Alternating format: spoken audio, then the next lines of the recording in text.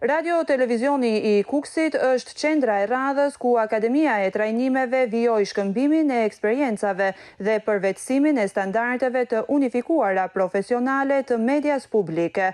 Për 2 ditë me radhë, gazetar, operator, montazhier dhe teknik trajtuan synimet që tashmë ka RTS në zhbërjen e dallimeve profesionale midis redaksisë qendrore dhe atyre lokale.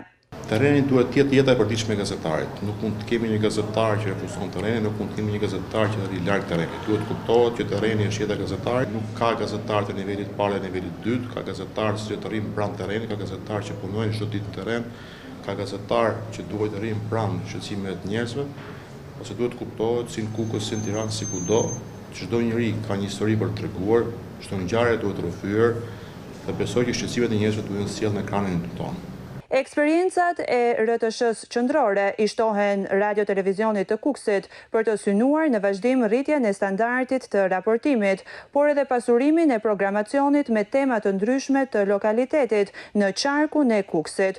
Ky është viti i 4 që RTS Kukësi shkon te publiku, jo vetëm si një radio, por edhe vizualisht. Kjo periudhë i shtohet historikut 64 vjeçar të radios historike me peshë, jo vetëm lokale, por edhe për bashkombësit tanë në Kosovë.